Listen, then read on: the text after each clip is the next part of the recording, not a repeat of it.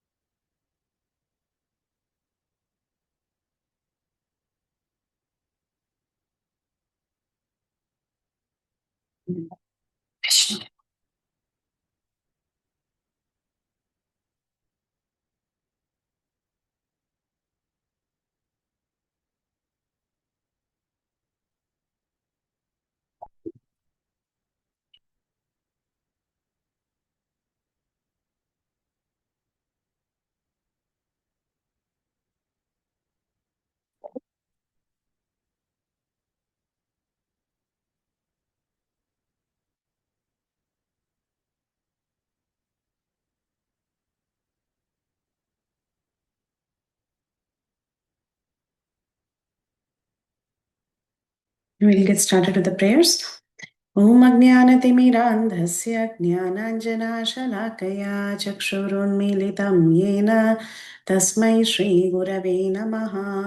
मुखं करोति वाचालं पङ्गुं लङ्घयते गिरिं यत्कृपातमहं वन्दे श्रीगुरुं दीनतारिणं परमानन्दमाधवं कृष्णचैतन्यमीश्वरम् नमो विष्णुपादाय कृष्णप्रेष्ठाय भूतले श्रीमते भक्तिवेदान्त स्वामिनिति नामिने नमस्ते सारस्वते देवे गौरवाणी प्रचारिणे निर्विशेषा शून्यवादी पाश्चात्यदेशतारिणे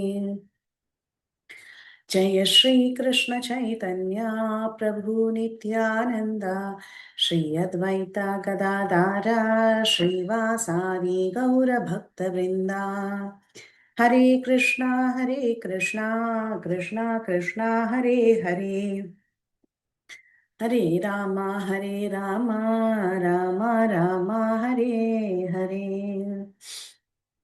Humble obeisances to all the Vaishnavas on the call.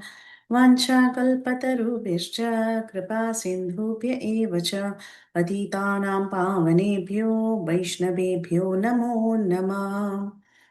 नारायणं नमस्कृत्य नरं चैव नरोत्तमं देवीं सरस्वतीं व्यासं ततो जयमुदीरयेत्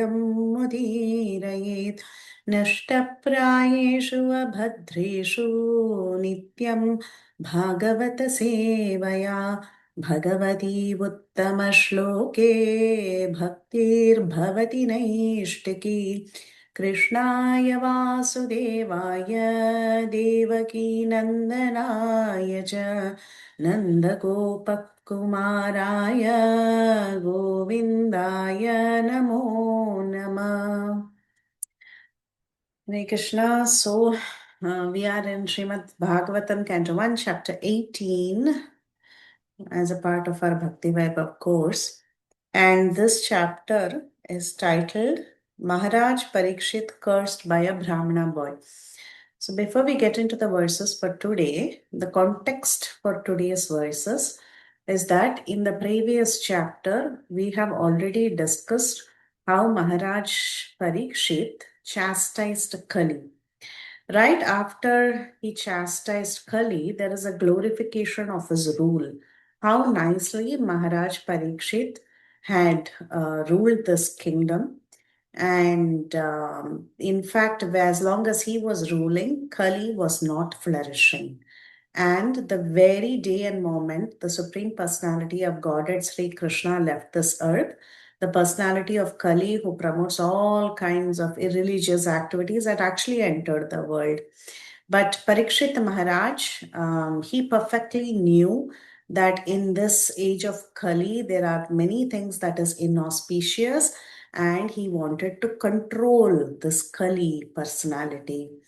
And Maharaj Parikshit considered that the less intelligent men will find the personality of Kali to be very powerful, but those who are self control will have nothing to fear. And this king, Parikshit, he was like a very powerful tiger and he took care of the careless people. So he was a very nice fatherly king. He was taking care of his subjects very nicely. Having said this, now Sutta Goswami, he tells, I have told you the history of Maharaj Parikshit, and what else do you want me to talk? And that is when the sages of Naimisharanya, they said, my dear Sutta Goswami, may you live many, many years. You spoke very nicely about the Supreme Lord Krishna. And all that is concerned about the Supreme Lord and his devotees is like drinking nectar.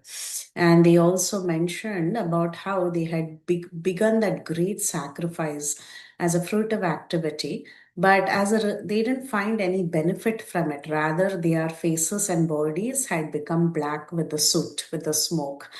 And they said maybe that ritualistic activity didn't bring out much result, but actually, we are very pleased by your association, because by your association, we are hearing the nectar of the lotus feet of the Supreme Personality of Godhead, Govinda, which you are distributing. They glorify him and they say every moment association of a pure devotee like you cannot be compared to the enjoyment that is there in the heavenly planets or any sort of worldly benedictions. And they acknowledge that the Supreme Personality of Godhead, Govinda, is actually the exclusive shelter for all living entities. They tell Sota Goswami, you're very, very learned, you're a pure devotee. So we don't want you to stop speaking. Please describe to us further the pastimes about the Lord and his devotees. So they asked Sutta Goswami that they want to hear the topics of Maharaj Parikshit, whose intelligence was fixed on liberation and how he attained the lotus feet of the Lord. So they request Sutta Goswami like this, and Sutta Goswami, he says that although I am born in a low class, meaning I was born in a mixed caste, still I have had this opportunity to take association of great devotees, and by conversing with such great souls, it was possible for me to cleanse myself from all the disqualifications as a result of my lower birth. Then what to talk about the great devotees who are continuously chanting the holy name of the Lord. So he says that actually the Lord is very, very powerful. His name and his form is non-different. And it is a great fortune for me to continue to speak about the Supreme Lord. So he says, self controlled persons who are attached to the Supreme Lord Krishna can all of a sudden give up the world of material attachment, including the gross body and the subtle mind, and they can go to the highest perfection of renounced order of life, and they can easily attain perfection. So now, he begins to say that hereafter I will describe the transcendental pastimes of Vishnu as far as my knowledge is concerned. As far as the birds fly in the sky, as far as their capacity allows, so do the great learned devotees describe the Lord as far as their realization allows. Actually, that is the verse we are going to see today. Text number 23, I will share the screen. So, having said that, he is going to continue to describe the pastimes of Parikshit Maharaj. Specifically, he will talk today about the curse that was received by Parikshit Maharaj. And because the sages requested him to speak further about the Lord and his devotee, he's going to speak more about how Parikshit Maharaj received this curse from Shringi and eventually how he gives up his life after meeting Shukdev Goswami. He hears the Bhagavatam, he perfects his life, and he gives up his life in perfect consciousness. So that is what will be described in the further verses and also in the next chapter. So this is text number 23. He says, Aham hi prishto aryamano bhavatbhir achaksha atmavagamo atra yavan nabah patanti atmasamam patantrinas tata samam vishnu gatim vipaschita. Anyone would like to read translation? Hare Krishna. Translation by Srila Prabhupada. Srila Prabhupada ki jai. O rishis who are as powerfully pure as the sun, I shall try to describe to you the transcendental pastimes of Vishnu as far as my knowledge is concerned. As the birds fly in the sky as far as their capacity allows, so do the learned devotees describe the Lord as far as their realization allows. Such a beautiful verse. And Sutta Goswami is telling, I will try to do my best. I will try to describe the transcendental pastimes of the Lord as much as I can. Of course, I'm not an expert. The Lord's glories are unlimited. We have seen that in the previous verses also. Even Ananta is trying to catch up with the glories of the Lord, and he's not able to glorify the Lord with his thousands of mouths. So Sutta Goswami is telling, I will try, as just like how the birds can fly in the sky as far as their capacity allows. An eagle can fly high for a longer time, but a sparrow may not be able to fly for a long time or very high. Nor does a crow or a hen, for that matter, it can hardly fly. So depending on the capacity, the birds fly. Similarly, he says, depending on my limited capacity and the realization that I'm having, based on that, I will say what is possible for me about the glories of the Lord. And Prabhupada in the purport, he says, the supreme absolute truth is unlimited, and no limited human being can describe all his glories. In fact, Krishna is known in three features. You all know that he's known in his impersonal feature as Brahman, in his localized feature as the Paramatma, as well as his personal feature as Bhagavan. And in his personal feature, that is what is relishable for his pure devotees. And he performs various pastimes in different features, and these pastimes cannot be fully glorified even by learned devotees. So Sutta Goswami has rightly taken the position of describing the glories of the Lord only as much as he is realized. That's what we all do also. When we all try to read Bhagavatam, when we try to speak about Krishna, we may not be able to tell everything about him as far as our realizations go. That's all we can talk. As far as we have understood Srila Prabhupada's purports, that's all we can say, right? So factually, only the Lord can describe himself, and his learned devotees can also describe him, but only when the Lord gives him the power of description. This is very beautiful. You all know the story of Dhruva Maharaj. Dhruva Maharaj, he wanted to glorify the Lord. But even that power of glorification of the Lord came by the Lord's mercy. When the Lord blessed him with a conch shell, that is when Dhruva Maharaj was able to speak. And this is true with everybody. What can we talk about the Lord? Even that Vak Shakti also the Lord has to give us. The Lord has to bless us that we should be able to speak, we should be able to glorify Him. Otherwise, we are useless. We can't do anything without the mercy of the Lord. So that's what Sutta Goswami is also telling. As far as the Lord can bless me and He can make me talk, I will talk. And Prahladananda Prabhu has put a very beautiful verse. This is a famous verse about how Brahman Paramatma Bhagavan Vadanti Tat Tattva Vidaha. He has put that verse, very nice verse. And even Srila Prabhupada also, he mentions in the a prelude to Bhagavatam. In the preface, he mentions, he says that my words are limited. How much can I glorify the Lord? It is like, what is that verse, Prabhu? He also, yeah. Oh my Lord, if one is favored even by a slight chance of the mercy of the lotus feet, he can understand the greatness of your personality. But those who speculate and understand the supreme personality of God are unable to know you, even though they continue to study the Vedas for many years. So whatever is possible, it is possible only by the mercy of the Lord. Okay. Now, Ekada, once upon a time, like every fairy tale begins. Here we have once upon a time. There was now the story of Parikshit Maharaj is going to start about how he receives a curse. So, Sutta Goswami, he begins narration again.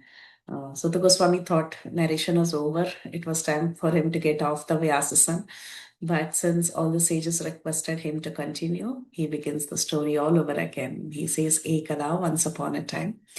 Ekada dhanur udhyamya vicharan mrigayam vane mrigan anugatah shrantah क्षुदति तृष्टितो भृशम् जलाश्यम् अचक्ष्णाः प्रवेश्य तम् आश्रमम् ददर्श मुनिमासीनं शान्तं मिलितलोचनम्.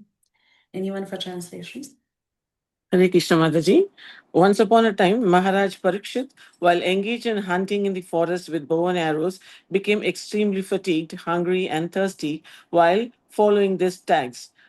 While searching for the reservoir of water, he entered into the hermitage of the well known Samika Rishi and saw the sage sitting silently with closed eyes.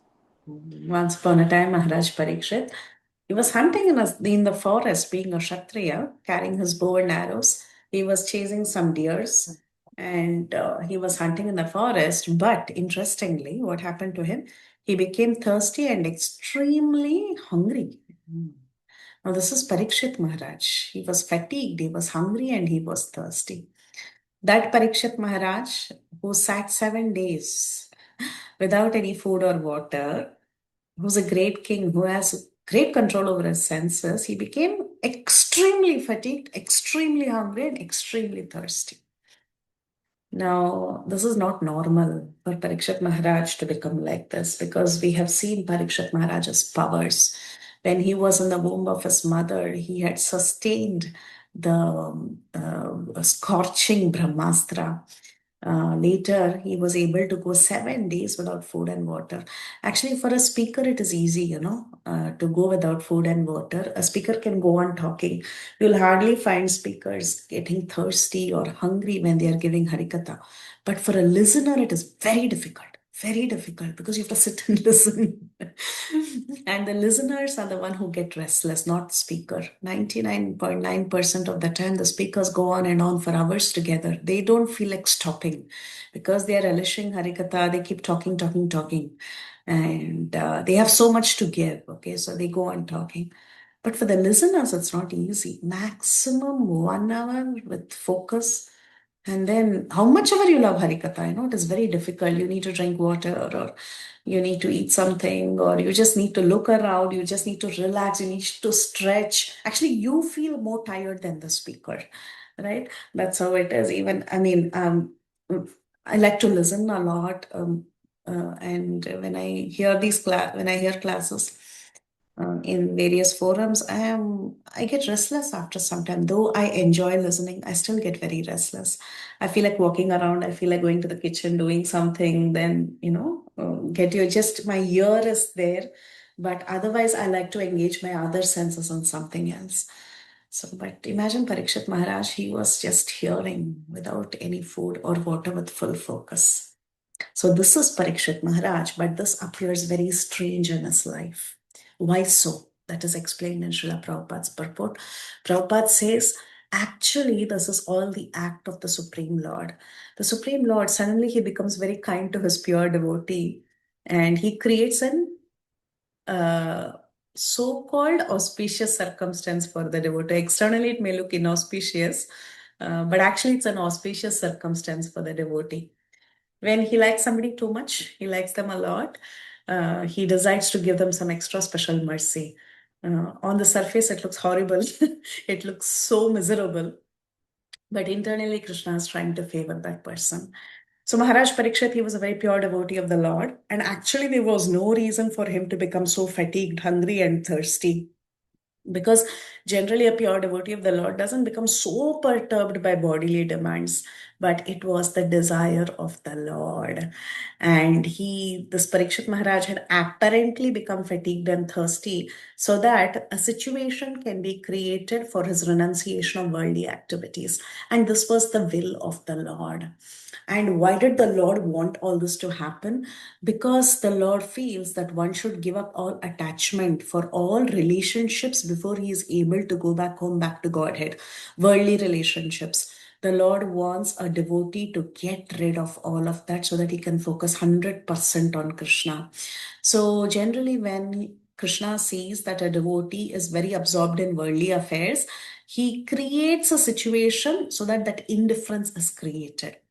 Actually, the Supreme Lord, he never forgets his devotee. When the devotee is engaged in a lot of worldly affairs, also Krishna doesn't forget us. So, what does he do? He comes and he purposely creates an awkward situation, and the devotee becomes obliged to renounce all the worldly affairs. So, he forces that on the devotee so that the devotee can get closer to him. And a devotee, if we are chaste to Krishna, we can understand the signal of the Lord. But those who are who don't have that understanding, they kind of get very upset and they find everything very frustrating. But however, Parikshit Maharaj, this situation was purposely created by Krishna so that Parikshit Maharaj can become a medium for the Bhagavatam to be revealed. Okay, he was the key listener of the Bhagavatam, and through him, Bhagavatam was given to the world. Just like how his grandfather Arjun was put in a situation in the war field by Krishna so that Bhagavad Gita could be spoken.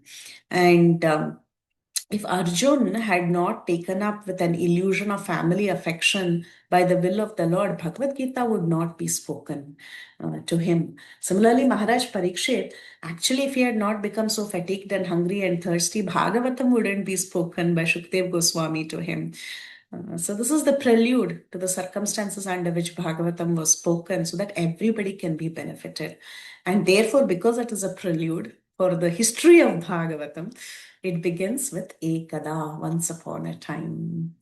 It's a very important story, very important junction in Parikshit Maharaj's life. It is a very important juncture, not only in Parikshit Maharaj's life, but also in everybody's life. Why? Because today, by Parikshit Maharaj's mercy, we are having Srimad Bhagavatam. And it is delivering hundreds and thousands of people today, tomorrow, and for the time to come. So this is a very important juncture, and this is once upon a time how Parikshit Maharaj felt thirsty, hungry, and tired by Krishna's intervention. So here we go. Yes, Manjula Mataji. Hare Krishna Mataji. I just wanted to share, even in the same sense, Srila Prabhupada had so much of obstacles in his material life, and that's how the whole world got Srimad Bhagavatam. How beautiful, right? Yeah, some great devotees.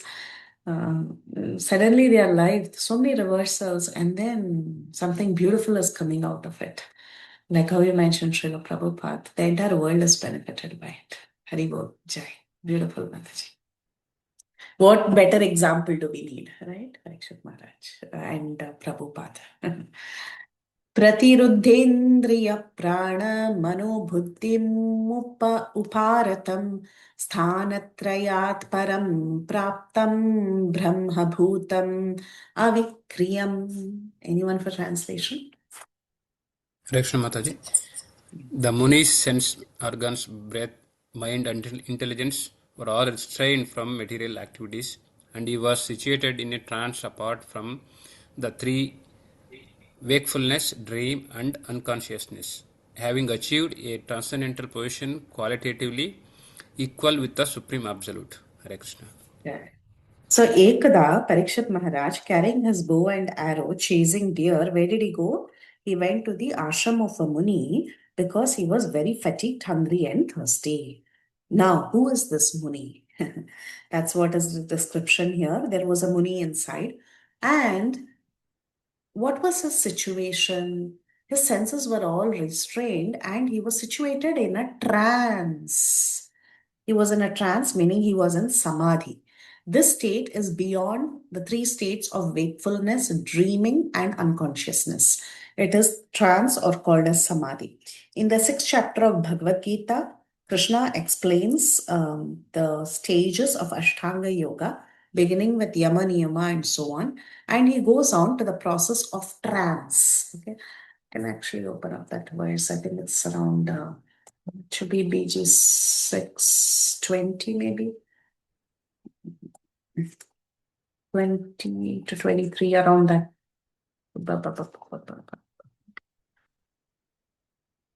Let's see.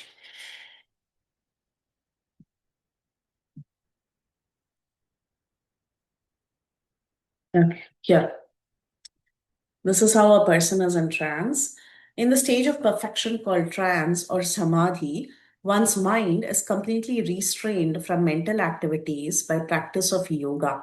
This perfection is characterized by one's ability to see the self by the pure mind and to relish and rejoice in the self. In that joyous state, one is situated in boundless transcendental happiness realized through transcendental senses. So, what happens at this point in time when a person is in samadhi, his material senses are not anymore functional. Rather, the happiness that he's perceiving in his mind is through his transcendental senses. Transcendental senses, spiritual senses are awakened at this point in time. Established thus, one never departs from the truth, and upon gaining this, he thinks there's no better gain. Being situated in such a position, he is never shaken, even in the midst of greatest difficulty. This indeed is actual freedom from all miseries arising from material contact. So basically, this person is in samadhi and he has realized the super soul, and like the verse here says, he has achieved a transcendental position qualitatively equal with the Supreme Absolute. Not quantitatively, but qualitatively, meaning he's relishing the super soul at this point in time, and he was in a yogic trance. They don't have any understanding of the material circumstances around them. Okay, so this is the trance. According to the verse in Bhagavad Gita, also we see how everything is restrained, the sense organs, everything is restrained, and his transcendental senses are awakened. He's not able to perceive anything through material senses. Okay, this is the position in which Shanik Rishi was. Okay, he was in a yogic trance. And this, Prabhupada says, the transcendental position can be attained by any of the three processes. You can attain this transcendental state through the process of jnana or theoretical knowledge, or you can realize this position through the process of yoga, like how we saw in 6th chapter. Or you can even attain this process of samadhi through the process of bhakti. Even with bhakti, you can come to the point of samadhi. When your senses are engaged in the devotional service of the Lord, you're in practical samadhi. This is how Prabhupada puts it. He says it is practical samadhi.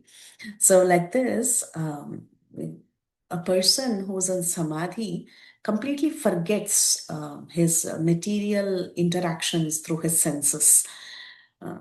Prabhupada further talks about the different processes, the Dhyana Yoga process and the Jnana Yoga process. And he says, actually, in Bhakti Yoga, the spirit soul truly is in samadhi because the person is trying to engage his senses in the serving of the Lord. So rather than the mechanical activities of the yoga system or the jnana system, the bhakti process is more, it's ideal, it is suited for engaging our senses nicely in transcendental processes. I mean, engaging your senses in the service of Krishna. So anyhow, at this point in time, the Muni, he was in trance, he was in samadhi, And when Parikshit Maharaj went in, he was in that state. Similar situation is described for that of Lord Shiva. When Daksha Prajapati, he had entered the assembly, Lord Shiva was meditating on the Paramatma and he was in a state of trance. He didn't realize, he was not aware of external perceptions. So that's the reason he doesn't get up at that point in time. So here you see a similar process where they are not aware of the external things. Okay. Padmini Mataji. Hare Krishna Mataji, this is exactly what you said, Mataji. You said, no, when the speaker is speaking about Krishna Kada, he is almost doing like in Samadhi, he doesn't connect himself to the externals. Whereas people who are listening, they are not in that state. That is why they are getting disturbed, isn't it, Mataji? That should be That's true. like, as you said, no, I could immediately recollect it. Like you talk even for 1 hour, it's very nice. But only when people are not in that samadhi state, they relate themselves to the external activities. That's Correct. exactly what you said, Mataji. It was very nice. Yeah. Thank you very much. That's true, Mataji. Yes, Hare Krishna. And who was the other one who raised hand? Saudamani Mataji, yes. Hare Krishna Mataji. Mataji, I was also remembering Bharat Maharaj's example. So was he also in the similar state, Mataji? Bharat Maharaj also, yes. Yes, Mataji. Okay. Yes. Yes. There are a lot of examples like that. Even the king Indradyumna, right? He was also in a trance at that point in time, but he was cursed. Yeah. Okay. 27.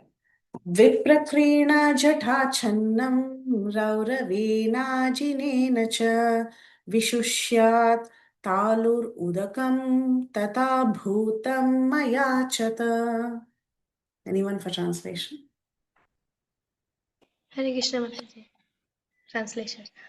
The sage in meditation was covered by the skin of a stag, and long compressed hair was scattered all over him. The king, whose palate was dry from thirst, asked him for water. Hare Krishna.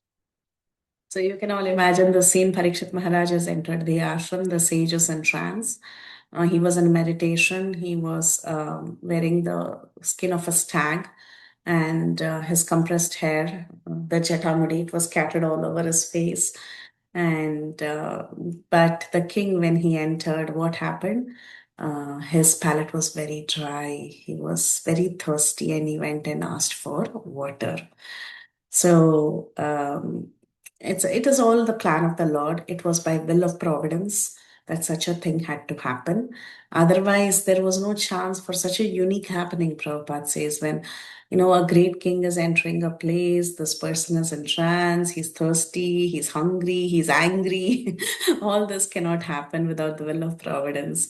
So Maharaj Parikshit, he was placed in such an awkward position so that Bhagavatam can be revealed.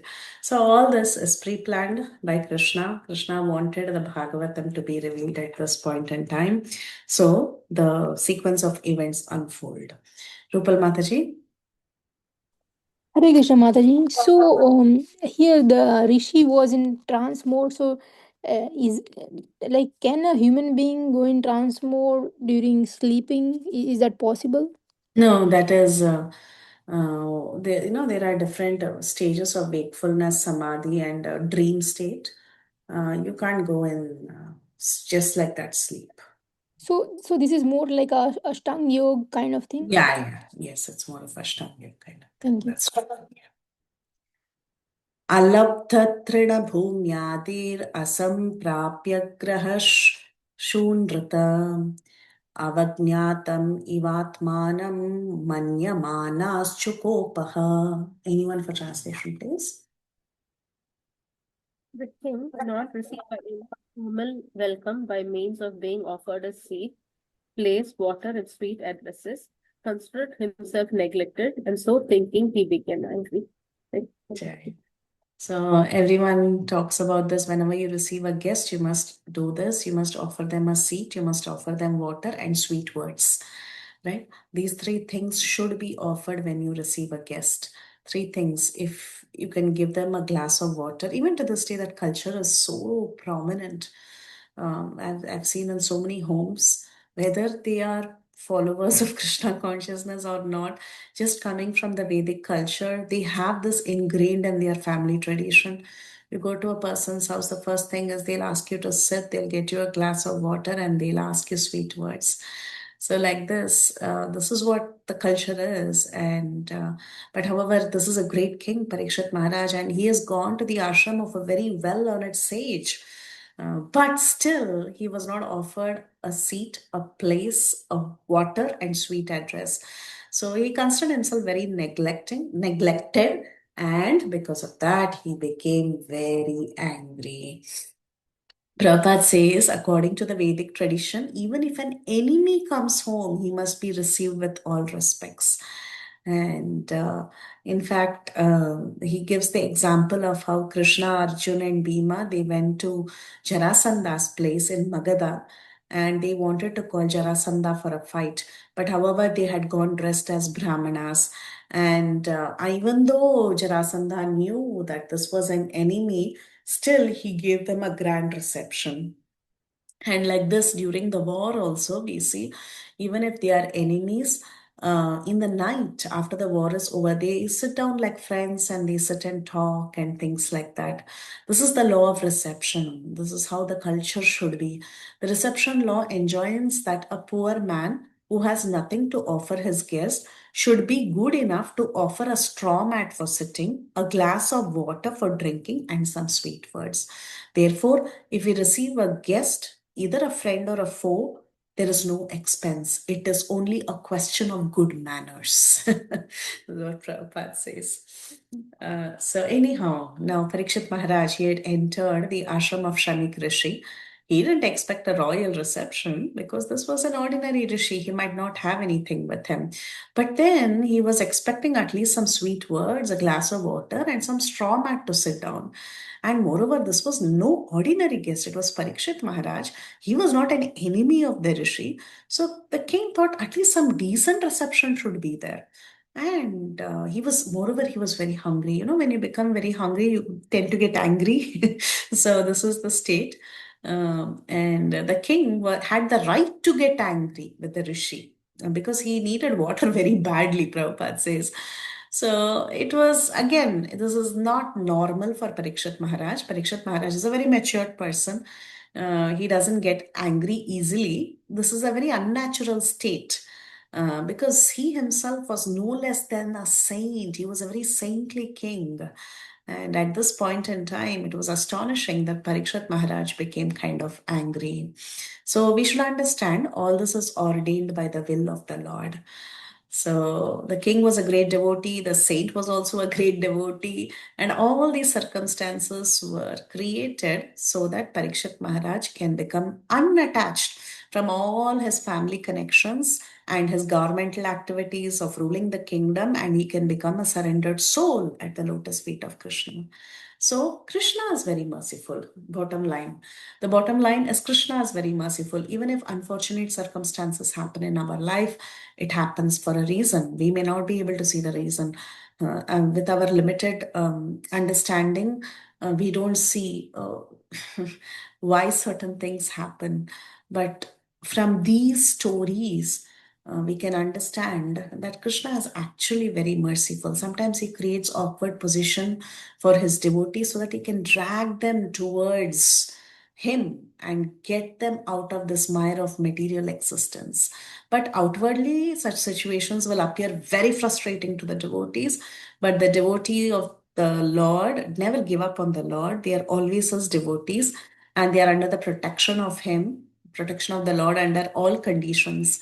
Whether it is frustration in life or it is a success in life, we should remember that the Supreme Lord is always taking care of us and guiding us. So, therefore, pure devotees, they accept all conditions of frustrations as being the inconceivable blessings of the Lord. So, this is also a lesson for all of us when we read the life of such great devotees who accept reversals as blessings.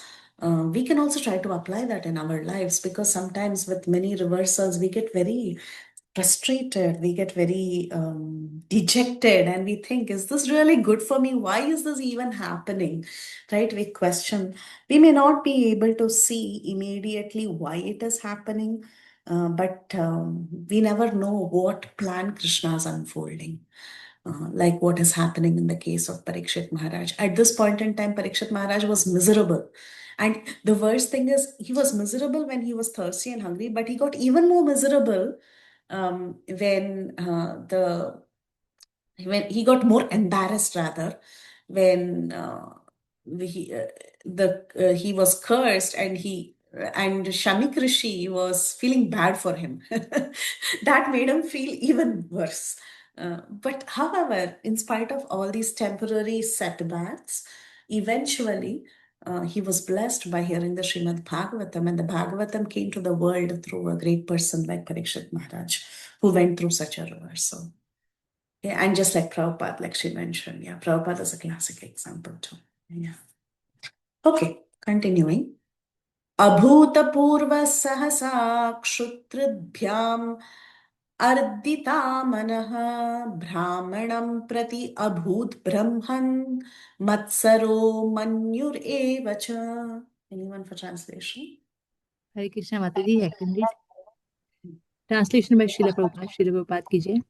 O Brahmanas, the circumstances having distressed him with extreme hunger and thirst, the king directed toward the sage his anger and envy, which he had never before directed toward a Brahmana. Hare Krishna. Yes, imagine a great king like Parikshit Maharaj who protects Brahmanas, who considers Brahmanas worshipable. Such a person, he is showing anger, Manyu, towards Matsara and Manyu. Two words are being used here. Matsara. Matsara means envy, and Manyu is angry. Such anger and envy towards a sage. Imagine a great personality like Parikshit Maharaj is showing. So that's why Prabhupada keeps telling this is, it was not in his control, or he didn't control this at this point in time. It was all the plan of the Lord. Because the king knew very well that Brahmanas, sages, children, and women, and old people, they are beyond any sort of jurisdiction of punishment. And in fact, even a king for that matter, he's considered, certain mistakes of the king should be overlooked, is what, according to Vedic tradition, because he's the leader of society. And he had to, though he had a king has a lot of responsibility, but sometimes he is beyond certain rules, the king. So anyway, here, Parikshit Maharaj's mood was always that he respected these great sages. But unfortunately, or it was Krishna's plan, that Parikshit Maharaj had to become angry and envious to the sage because of excessive thirst and hunger. All this was directed by the Lord. Actually, the king has a right to punish his subject for neglecting him, but because the person here is a Brahmana, and that too he was in Samadhi, it's not appropriate for Parikshit Maharaj to get angry. And devotee is never envious of anyone. When the devotee sees a Brahmana like that, the devotee is naturally not envious. So there's only one justification, that it was ordained by the Lord. It was not Parikshit Maharaj who was purposely doing it. It was just ordained by the Lord that at this point in time he had to get angry and envious towards this particular Rishi. Satu Brahmarishe Ramshe Gata Sum Uragam Rusha Vinirghachan Dhanuskotya Nidhaya Puramagataha. Anyone for translation, please?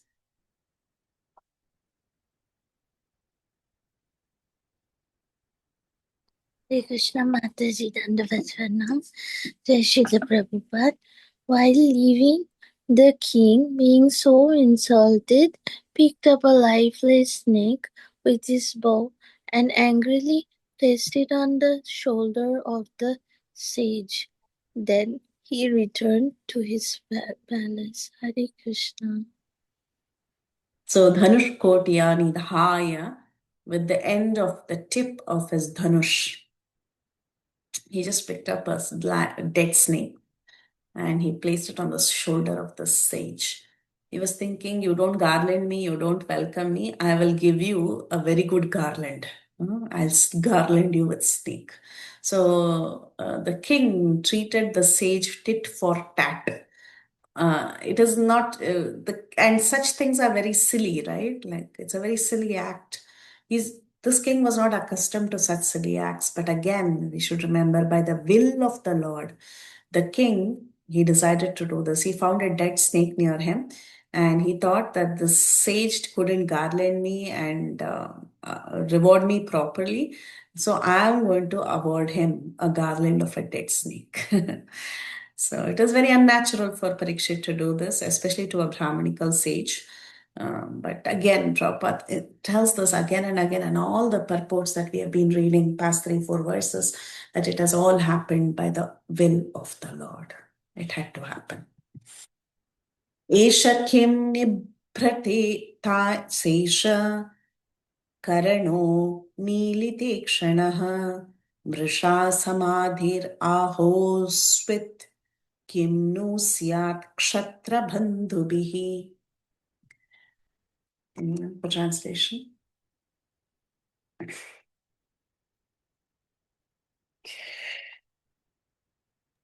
Hare Krishna. Upon returning, he began to contemplate and argue within himself whether the sage had actually been in meditation with senses concentrated and eyes closed, or whether he had just been feigning trance just to avoid receiving a lower Kshatriya.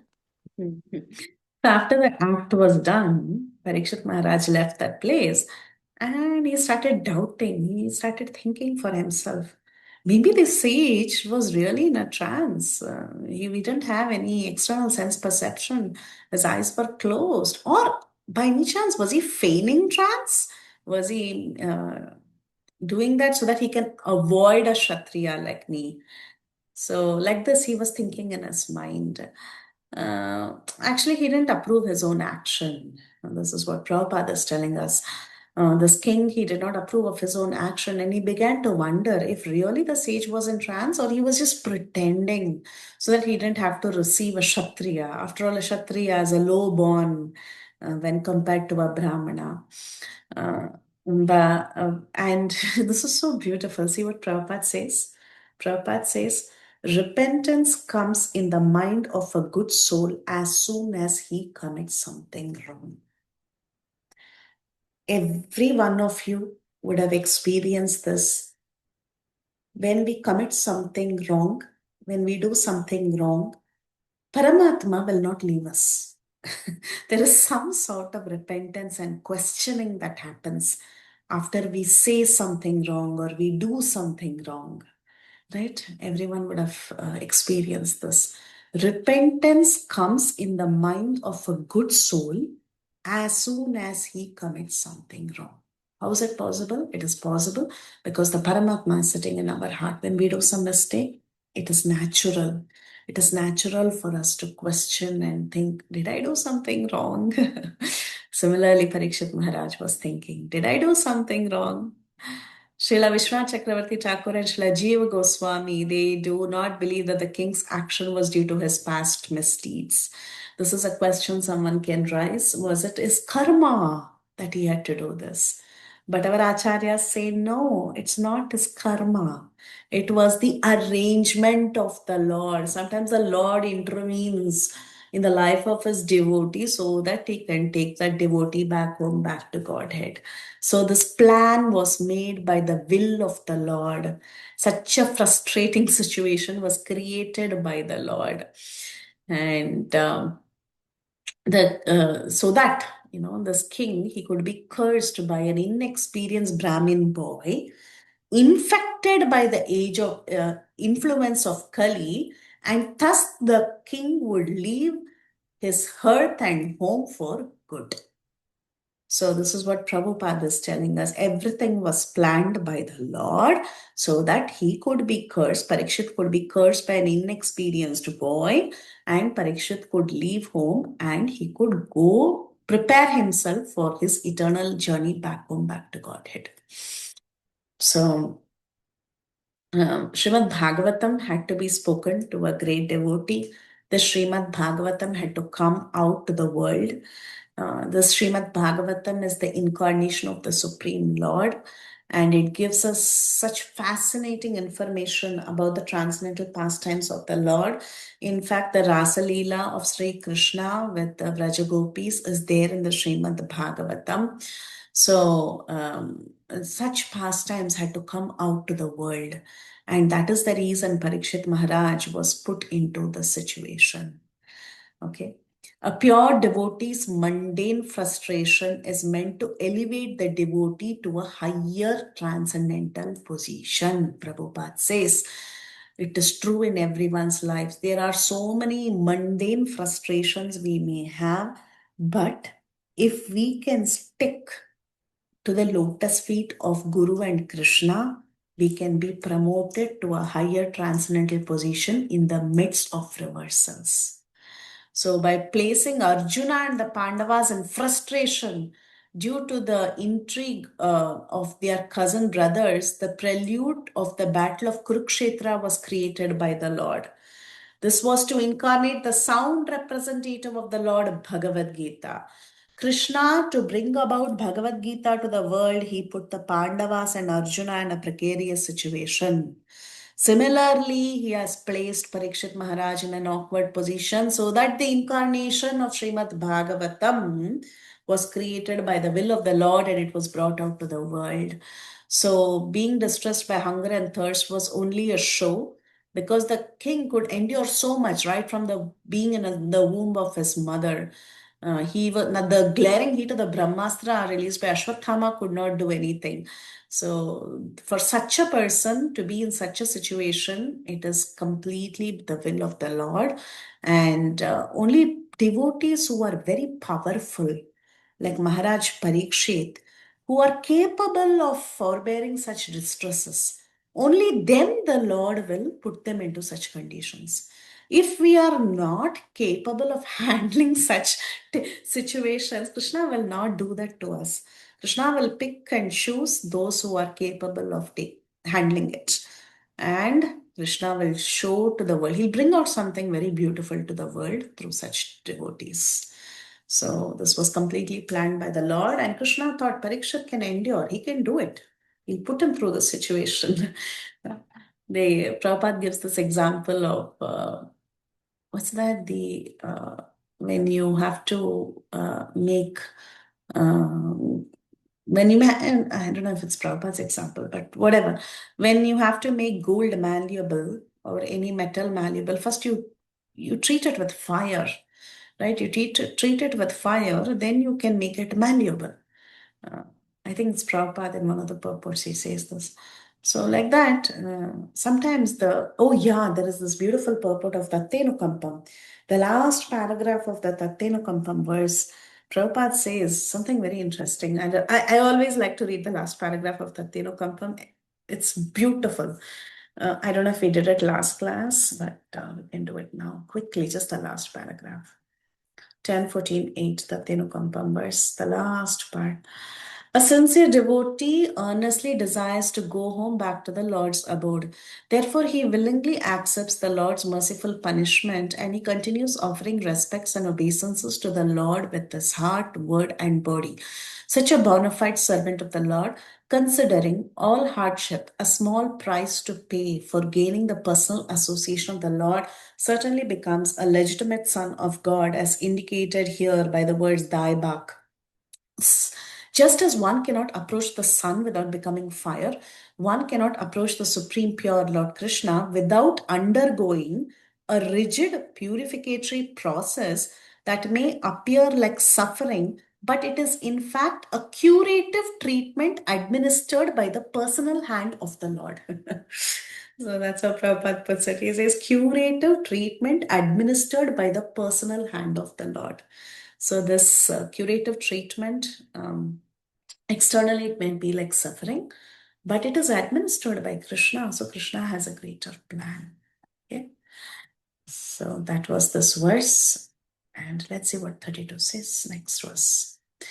Tasya putro tejas तस्य पुत्रो अति तेजस्वी विहरन् बालको अर्भकैः राज्ञाघं प्रापितं तातं श्रुत्वा तत्रेदमब्रवीत्. Tulsi Mataji, yes, you have a question. Please read the translation and then ask your question, Mataji. Yes, Mataji. Translation by Prabhupada. Jai Prabhupada. The sage had a son who was very powerful, being a Brahmana's son. While he was playing with inexperienced boys, he heard of his father's distress, which was occasioned by the king. Then and there the boy spoke as follows. Yes, Tulsi Mataji, please ask your question. Mataji, in the previous verse where it was mentioned that the home and hearth, he could leave the. So I looked up the meaning, but the hearth it means like the floor of a fireplace. Means what does that mean in this context? Like the warmth of the house, like comfort. Does that what it means? So Parikshit Maharaj would leave the home and hearth. It's mentioned somewhere. Yeah. I think generally a place of warmth or a belonging, place of belonging, a place of protection. That's what it means. It goes together like bread and butter, a home and hearth. I think it's something, it goes Okay. together. Yeah. Understood. Thank you, Mataji. Yeah. Thank you much. So, now Tulsi Mataji, she read that Parikshit Maharaj did all this. He went, he put a snake. He was feeling a little guilty. He was thinking, did I do the right thing? Was he really in trance or was he feigning trance? He was thinking like that. And meanwhile, what happened was this sage had a very powerful son. He was a young boy. He was playing with other boys, and somehow he came to hear about his father's situation. There was a messenger who goes and tells the boy that, hey, this is what happened with your father. The king came and he insulted your father. He put a dead snake on your father's shoulder and he went away. And hearing that, the boy was inexperienced. He begins to speak, and that verse we will see the curse that he speaks in the next verse. But here in the purport, Prabhupada, he brings about something very important. He says, due to Maharaj Parikshit's good government, even a boy of tender age was playing with other inexperienced boys could become a powerful, qualified Brahmana. Okay, he was a very powerful, qualified Brahmana, and it was all the good rule of Parikshit Maharaj. Brahmanas were very powerful at that time and age, and this boy's name was Shringi. Shringi had good training in Brahmacharya, and therefore he was a great Brahmana, even though he was young, and his words would had a lot of potency. However, how many of you remember the 4 legs of irreligiosity? Remember, Kali wanted to take. Yes, Mataji. Yes, Mataji, please tell. 4 legs are there: austerity, truthfulness, mercy, cleanliness. Cleanliness, right. And the corresponding irreligiosity that can happen. Kali's. Right, the gambling, right? I know you gave a nice cross connection, which I'm not able to recall, but I remember the 4. Yes. Gambling, no meat eating, no illicit sex. What's left? No intoxication. No Okay. intoxication. Yes. Okay. Now, with gambling, what is lost? Truthfulness? No. Truthfulness, yeah. Yes. Yes. With intoxication? Mercy. Mercy. Mercy. With meat eating?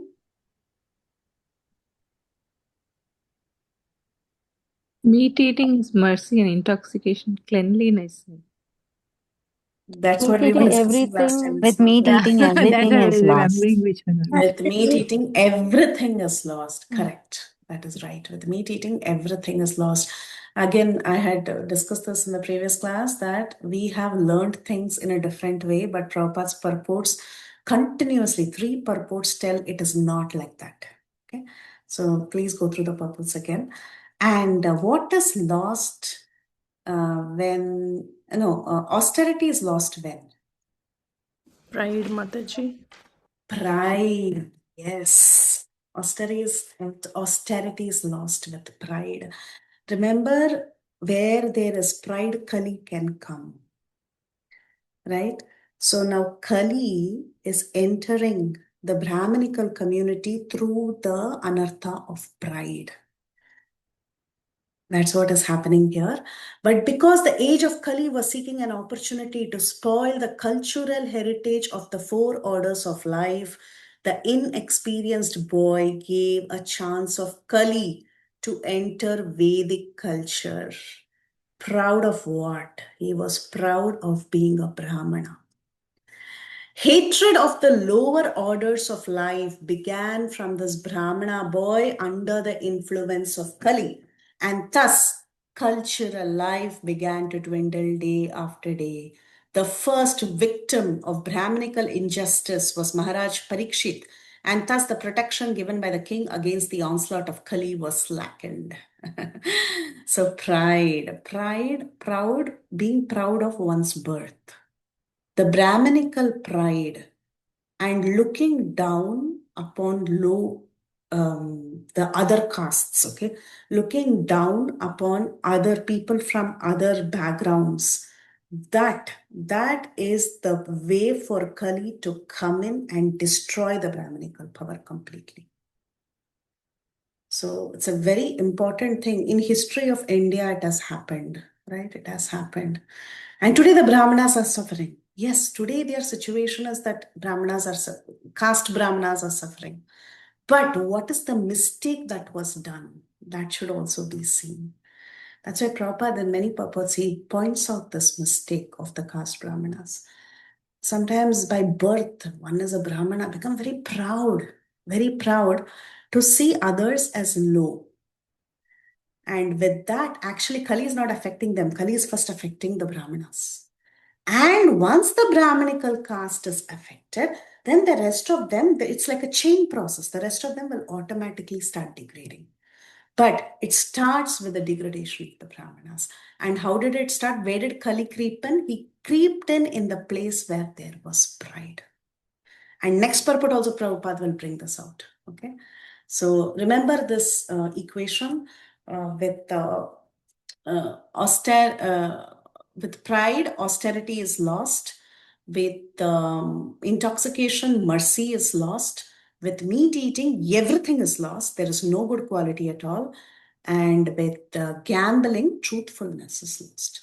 Remember this, because whatever we have learned all these years is not correct, unfortunately. We have to follow what Prabhupada has written in 3 consecutive purports, also backed up by Chakravarti Pad and all the other commentators. Okay, so 33. Aho dharma palanam pivinam bhavibhujam iva swamini agam yad darshanam dwarapanam shunam iva. Translation, anybody? Hare Krishna Mataji. Translation by Srila Prabhupada, Prabhupada ki jai. The Brahmana's son Shringi said, "Oh, just look at the sins of the rulers who, like crows and watchdogs at the door, perpetrate sins against their masters contrary to the principles governing servants."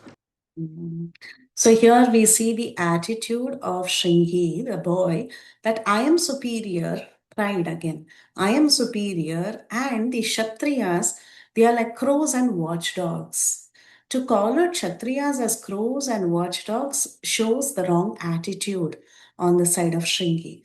Of course, Prabhupada says in the purport, Kshatriyas are watchdogs only. But the attitude of the boy to call them watchdogs or crows is not appropriate. When this attitude comes through, Okay. The Brahmana is the one who's getting affected. The Kshatriyas or the persons whom you are calling low, they are not getting affected. You are the first one who's getting affected being a Brahmana. So Prabhupada very nicely says that in the purport. The Brahmanas are considered to be the head of the brains of the social body, and Kshatriyas are the arms of the social body. The arms should protect the body from all harm. The arms must act according to the directions of the head and the brain. Kshatriyas are under the control of Brahmanas, which is very clear. This is a natural arrangement that is made, and of course, it is confirmed in the Bhagavad Gita that there are 4 orders, but these 4 orders are according to the work done by them. And yes, generally a person born in a Brahmana family will naturally have Brahminical inclination. It is normal. Just like how it is easy for a doctor's son to become a doctor. Why? Because he's in that atmosphere. Naturally, the son of a Brahmana has a good chance of becoming a Brahmana by the direction of his father.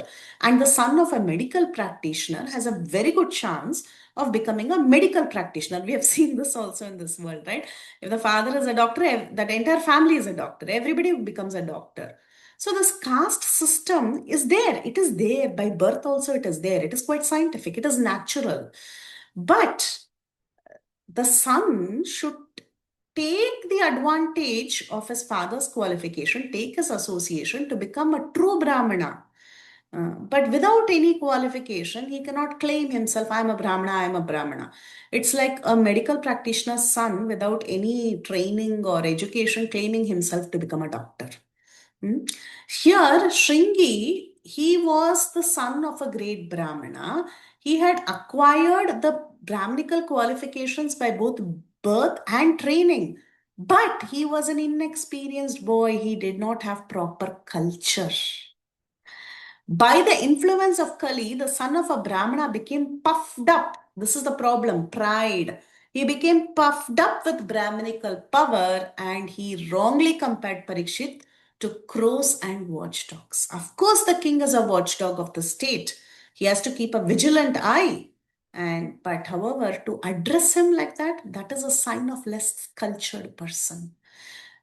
If a person calls himself Brahmana, but he addresses others very cheaply, that is not proper culture. It just, you're calling yourself very cultured because you're a Brahmana, but what are you talking, right? What comes out of the mouth is what it is. So the downfall of the Brahminical powers began as soon as they gave this importance to birthright without culture. You're giving importance to birthright, but you don't have any culture. You're treating others like something very low. Maybe they are. Maybe that is their job. Their job is to give you protection. But how can you treat them like that? That means you don't have culture, right? So that is what has happened. The downfall of the Brahmin caste began in this age of Kali. Why did it become? Why did it start? Because of becoming puffed up, because of pride. Since the Brahmanas are the head of the social order, all other orders of society also began to deteriorate. I was telling the chain reaction. When the Brahmanas become corrupt, everybody else will become corrupt. That's what Prabhupada says. All other orders of society will also begin to deteriorate. This is the beginning of Brahminical deterioration that was highly deplored by the father of Shringi, as we will find out. So Shringi did this. He was the cause of the Brahminical degradation that had started during this beginning of the age of Kali. And of course, Shringi's father, Shamik Rishi, did not approve what his son had done because Shamik Rishi was a very cultured person. He didn't approve the inexperienced behavior of his son. That we will find also in the next few verses. So, always the leaders of society should be very responsible. That is what we learn from here. Brahmanas are the leaders of society. When they become irresponsible, when they allow Kali voluntarily come, take on, they are like, yeah, I'll become proud, I'll bring Kali inside me. They are responsible because they are the leaders of society. Whether they like it or not, they become responsible for the degradation of other sections of society. It's very sad, but that's how it is today. Yeah. Completely degraded. And who's suffering? The Brahmanas are suffering today. The Brahmanas have lost everything. They've lost everything. And they have become like Shudras only, right? And the Brahmanas blame the other sections of society. They are taking advantage of me. This person is taking advantage of me. But why did it happen in the first place? History says that happened because the Brahmanas first got degraded. So now the Brahmanas suffer. It's a very unfortunate, but that's how Kali takes over. That is what is destined by Krishna also. Anyway.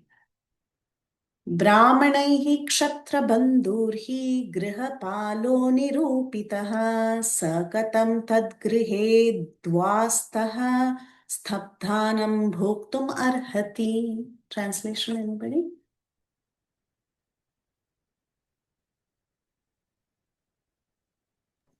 Krishna Mataji Dandavatrina Jai Srila Prabhupada.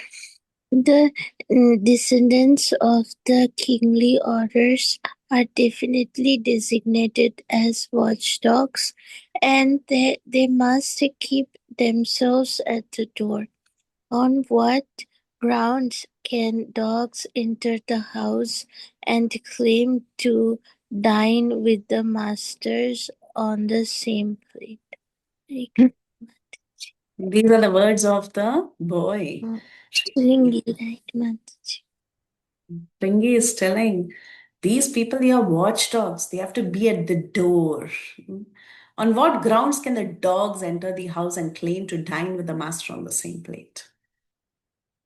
So this inexperienced Brahmana boy certainly knew that the king had asked for water from his father and his father did not respond. And he's telling whatever his father did is correct. Father did not show proper hospitality. And he's telling that is approved. Why? Because they're after all watchdogs. Why should they come inside and ask water? So that's what this uncultured boy was telling. Actually, he's thinking Kshatriyas are uncultured, but he's uncultured. He's under the impression he's after all a watchdog. He's an uncultured fellow. Why should he come inside and ask for water? But who is uncultured here? The person who's judging like that is uncultured. He was not sorry for the situation of the king, that the king was not properly received. On the contrary, he's justifying the wrong act in a way characteristic of the Brahmanas of Kali Yuga. So he compared the king to a watchdog, and it was so wrong for the king to enter the house of a Brahmana and take water from the same pot. This was his accusation. What did Shringi say? Why should that guy come inside? Why should he come inside and take water from my father? That too from the same pot.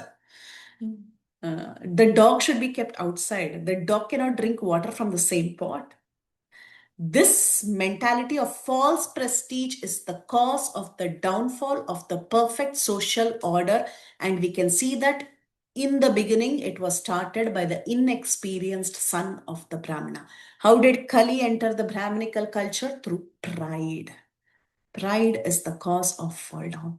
As the dog is never allowed to enter the room and hearth, although it is reared by the master, similarly, according to Shringi, the king had no right to enter the house of Kshamik Rishi, and he deserved to be, insulted, is how Shringi is thinking. According to Shringi's opinion, the king was on the wrong side and not his father. So he justified his silent father. But the father didn't think like that. The father was a very mature Vaishnava. He didn't think like that. Okay. So next verse will explain further. Krishne gate bhagavati shastari utpattagaminam tadpinna setun adyaham shasmi pashyata me balam. Anyone for translation? Mataji, can I read? Yes. Translation by Srila Prabhupada. After the departure of Lord Sri Krishna, the personality of Godhead and supreme ruler of everyone, these upstarts have flourished, our protector being gone. Therefore, I myself shall take up this matter and punish them. Just witness my power. Telling the Sudarshan. What? Who is telling this? Parikshit Maharaj? No, Kanna. See, therefore, I shall take up this matter and punish them. Just witness my power. Who's showing off the power now? Shringi? Correct. Very nice. Oh. Good job. Okay. Thank you for reading very sweetly. Yeah. Okay. So the inexperienced Brahmana, puffed up by Brahma Tejas, his pride was from his Brahma Tejas. He was influenced by the spell of Kali Yuga and he started speaking like this. Remember, Maharaj Parikshit gave license to Kali to live in 4 places. Okay, but by his very expert government, the personality of Kali could hardly enter the places allotted to him. Therefore, the personality of Kali Yuga was seeking an opportunity, and he found a hole where? In pride, in the puffed up, inexperienced son of the Brahmana. The little Brahmin, he wanted to show his power of destruction. He had the audacity to power such a great king like Parikshit Maharaj. He wanted to take the place of Lord Krishna after his departure. Pride, pride is pride. With power comes pride. And power is very intoxicating. You want to become Krishna. We say that in devotees also, there is a lot of pride. I am a devotee. So much pride. And by exhibiting that pride, actually, what are we trying to do? We want to take Krishna's position. I want to become God. I want to be the controller. I want to sit in this power of authority. I want to be the temple president. I want to be this. I want to be that. But inside our hearts, what are we yearning for? We are yearning for Krishna's position. He wanted to take the place of Lord Krishna after his departure. These are principal starts of upstarts, principal signs of upstarts who want to take the place of Krishna under the influence of the age of Kali. An upstart with a little power wants to become an incarnation of God. There are many false incarnations after the departure of Krishna from the face of this globe. And what are they doing? They are misleading the innocent public by accepting spiritual obedience of the general mass of people to maintain their false prestige. It's a disease today, right? So many people, even in the garb of a devotee also, inside what do they want to be? They are so power hungry. I want to be a leader. I want to become famous. I want to be this. I want to be that. But the root cause of everything is actually inside their heart of hearts. They want to be Krishna. They want to be the center of everything. So this is what this false prestige is all about. And that's the reason we are in this material world. And even after coming to Krishna consciousness also, we are seeking after false prestige. So unfortunate. I'm saying for myself too. I mean, it's a very unfortunate situation because the root cause of our existence is that false pride. Yeah. So in other words, the personality of Kali got an opportunity to reign through the son of a Brahmana, Shringi. Yeah, so Kali, he welcomed Kali very happily. Come and take, I'll put a throne in my heart, you come and sit. And that's how the Kali infiltrates even in Parikshit Maharaj's reign.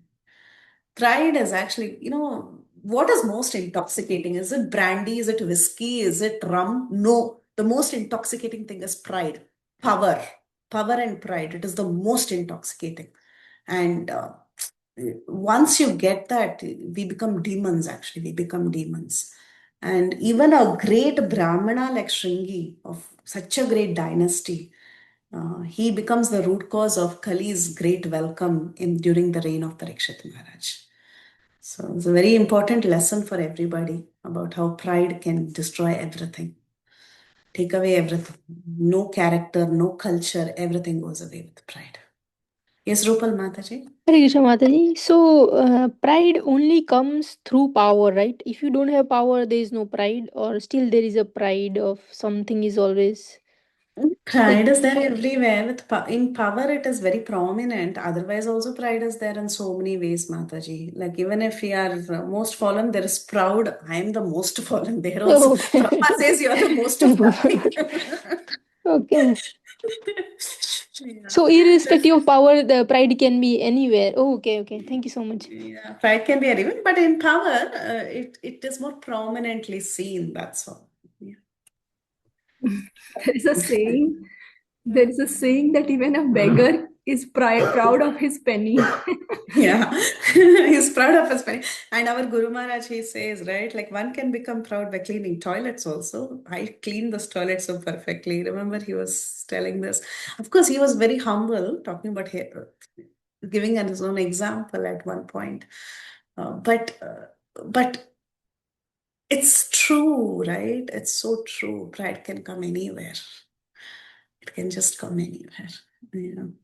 Yes, Mataji, sometimes I feel like sometimes I get the pride that, oh, I've tolerated so much that, I've suffered so much more than most people. So sometimes not that very apparently, but sometimes I catch that having that mentality that, oh, I went through so much that you become proud of your suffering, like you tolerate it Suffering. so much that you have so much tolerance and you went through so much that also can be a trap.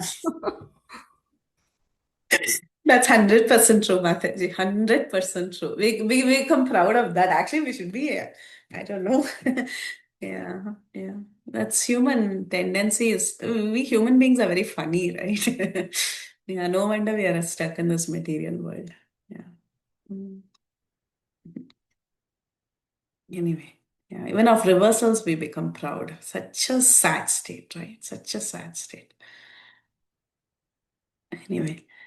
इति उक्त्वा रोषतां राक्षो व्यवसान् ऋषिबालकः कौशिकी आप उपस्पृश्य वाक्वज्रं विसर्जः रोषतां राक्ष. Tamraksha means coppery eyes. He became so angry with red hot coppery eyes due to anger. So this little boy, what did he do? He touched water of river Kaushika. This is there in Uttarakhand. That's where river Kaushiki. In Ramayana, we read about this river. So the son of the rishi, his eyes red hot with anger, touched the water of river Kaushika while speaking to his playmates and discharged the following thunderbolt of words: Vag Vajram Visarjaha. Vajram is the thunderbolt. Vak Vajram. With his vak, thunderbolt like words, he said. What did he say? The circumstances under which Parikshit Maharaj was cursed were simply childish, and it appears from this verse. Shringi was showing his impudency amongst his playmates who were innocent. A sane man would have prevented him from doing such a great harm to all human society by killing a king like Parikshit Maharaj just to make a show of acquired Brahminical power. The inexperienced son of a Brahmana committed a great mistake. See, power. When power comes, we don't know what we are doing. We think we can become God. So he started cursing. What was the curse? Yes, here is the curse. Ithi langhita maryadam takshakah saptame ahni dangshyati sma kulangaram jodito me tatadruham. The Brahmana's son cursed the king thus: On the seventh day from today, a snake bird will bite the most wretched one of the dynasty, Maharaj Parikshit, because of his having broken the laws of etiquette by insulting my father.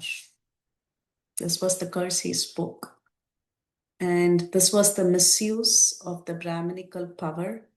And gradually, the Brahmanas in the age of Kali became devoid of Brahminical powers and culture. Not only did they lose Brahminical powers, now which Brahmana speaks something, it comes true? Nobody. In those days, when Brahmins uttered curses, when they said things, it would come true because they had that power. But Kali entered, right? So all the power are gone. Power is gone. Culture is also gone. The Brahmana boy considered Maharaj Parikshit to be Gara, which means wretched of the dynasty. But actually, the boy, this Brahmana boy, he was the wretched of the dynasty.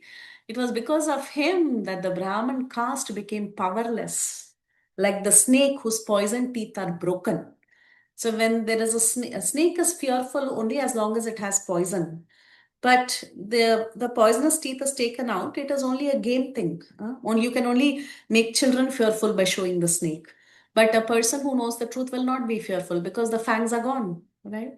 So this Kali, he conquered the Brahmana boy first and gradually the other castes.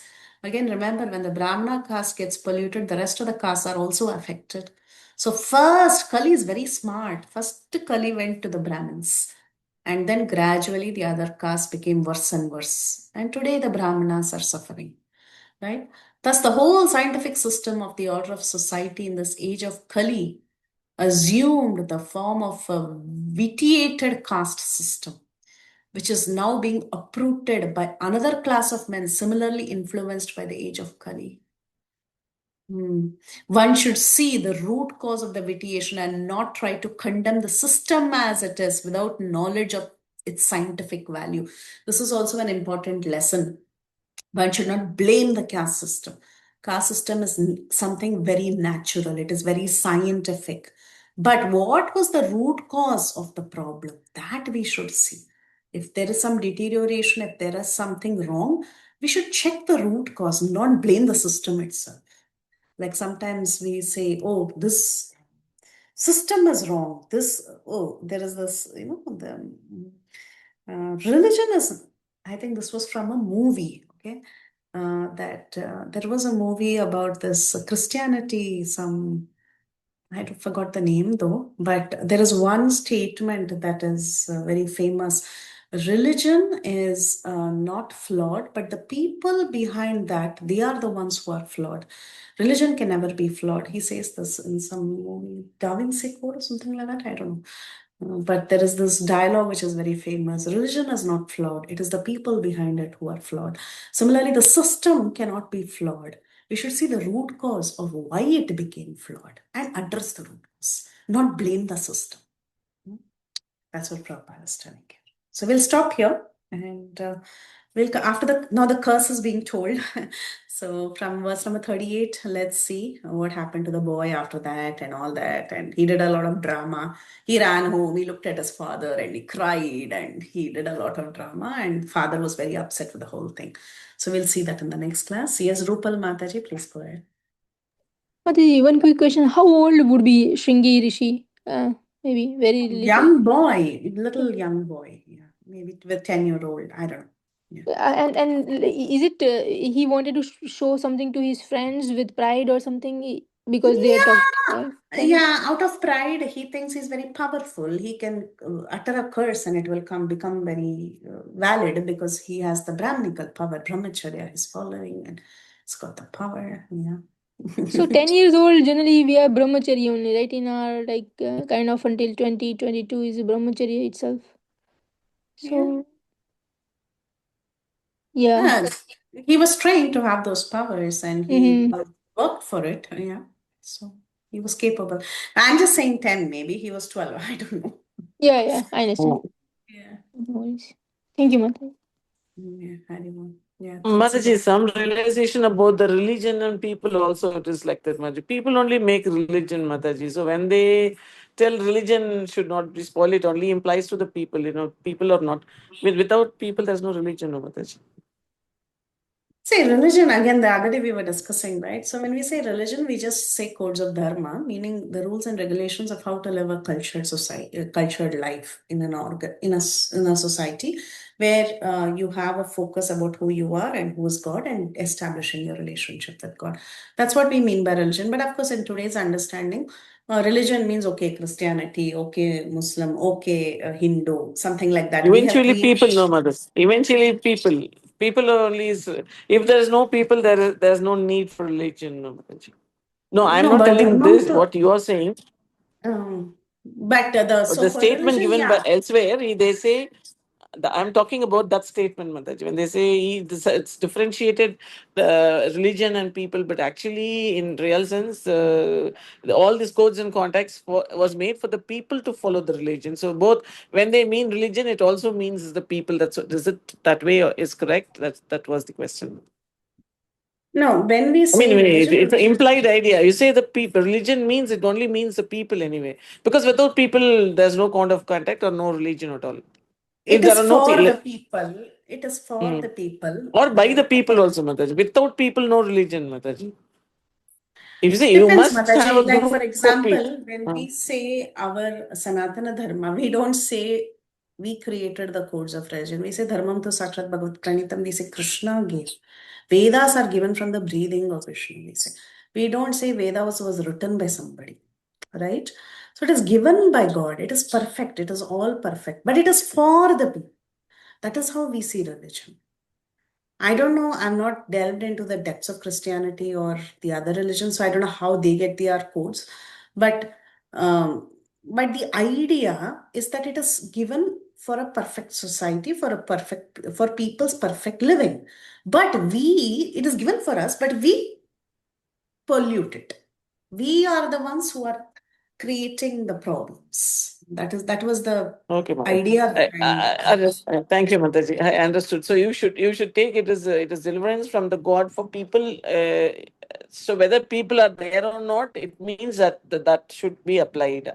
So by the people who are following it. Yes. Thank you, Mataji. Right. Yeah. Anyway.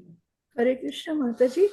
Yes. Just to add that, yeah, religion generally means the religious writings or code, like scriptures, whatever it may mean, because like Bible is not written by Jesus. It was after he left the world, it was written by these different followers and it was compiled. That's what I've heard. So other religions are considered compilations by some descendants and followers like that. Anyway, I actually raised hand because I had a few questions. When the Bhagavatam was spoken by Shukdev Goswami to Parikshit Maharaj, were Shamik Rishi and Shringi fortunate to hear that? Were they present there? Oh, I don't know. Rishi, yeah, I'm not sure if I read his name, but it would be really sad that Shringi, because of his offense in one say way Vaishnava Prad, because we would have read that he also went and heard and he repented, but there is no mention. No, there's no mention of Shringi repenting. But Shamik Rishi was so embarrassed and he wanted to apologize to the king and all that. But the king didn't want to come and make a big scene, right? So, yeah.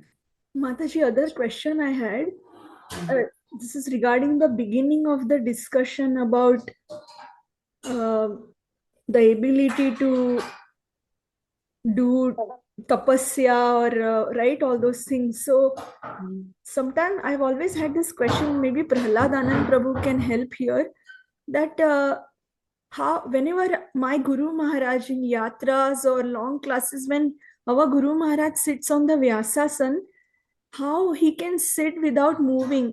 You mentioned how a listener, it's very difficult for the listener and the speaker can speak longer, but they could be in trance, but it's very difficult for listeners.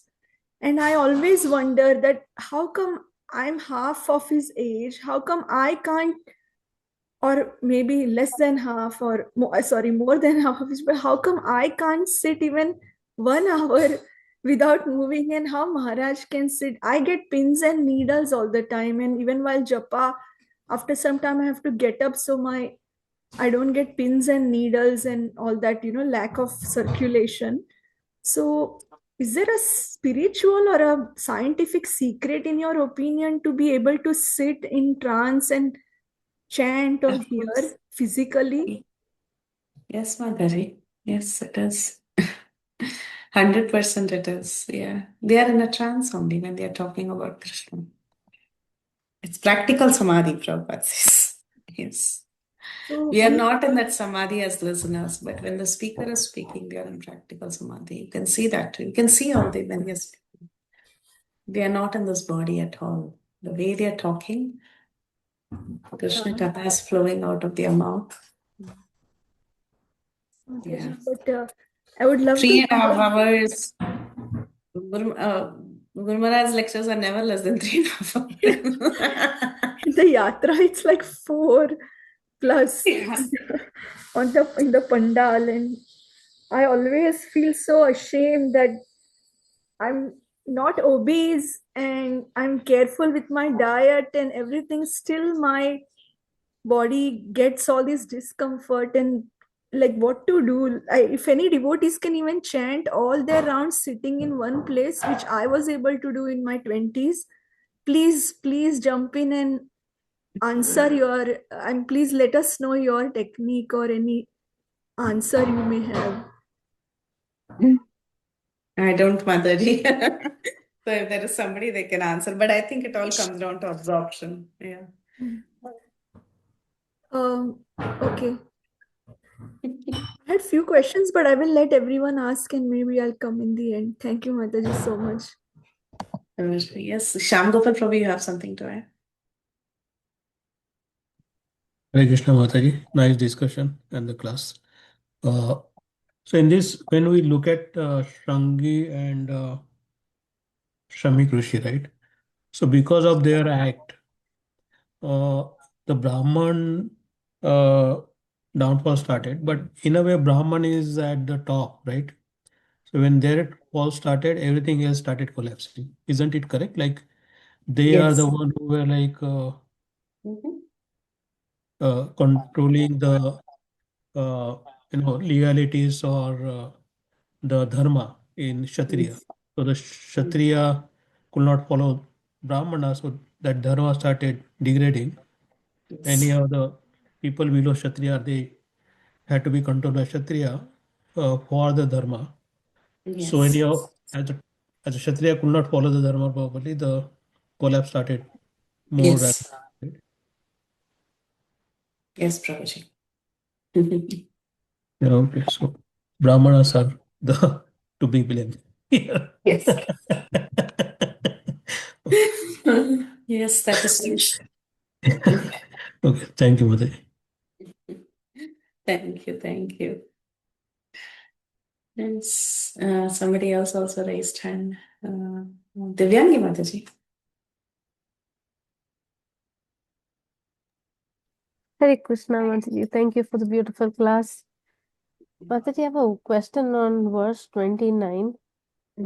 So there it is described the king was envious of the sage. And I've seen the word envy used in other situations similar to this. So where there's a display of anger. Envy, I feel like, is being actually envious, where you feel somebody is better off than you. So in situations like this, when there is anger, envy is also describes, but I've never understood why envy is also brought in here. Mm. Even the Sanskrit word, it's matsarya, is used. Sara So is there. Yes, yes. yeah. Let's see what Chakravarti Path says, 1829. That's a good question you have.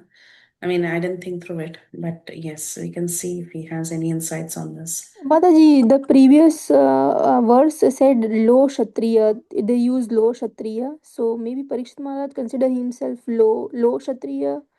That maybe that might be a reason he was No, envious. he's envious. Yeah, okay. Yeah, that's a good understanding, Mataji. Good, Rupal Mataji. Yeah. That It he's a Kshatriya and this is a Brahmana. Yeah, 29. the Yeah. previous one front or back there is a term used low Kshatriya. Yes, yes, yes. That's a good point, Mataji. I agree with you. But again, Divyangi Mataji, that could be a good, yeah. Okay, 29. Seeing the king intending to kill him. Oh no, this is a different chapter. 1 second. 18, right? 18, 20, 13.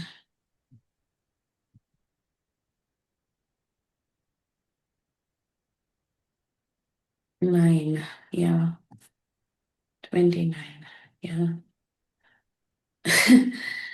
Okay, this is what Chakravarti Path says. This is 1829. O Brahmana, afflicted by hunger and thirst, he suddenly became angry and spiteful towards the Brahmana as never before. Why did he become spiteful? He could not tolerate the sage's sense of pride. Pride and envy go hand in hand. We had discussed this earlier also. Um, So when we see pride in others, means we are envious of them. I think we discussed this, right? Previous class. Pride and envy, or was it in Bhakti Shastri? I don't remember. In one of the classes, we were discussing how pride and envy go hand in hand. And when we sense pride in others, meaning we are envious of them. That's when we sense pride in others. And we become, when we are very proud, we think others are envious of us. So Chakravarti Pad says in the commentary, he could not tolerate the sage's sense of pride. He thought the sage is a Brahmana, like Rupal was telling.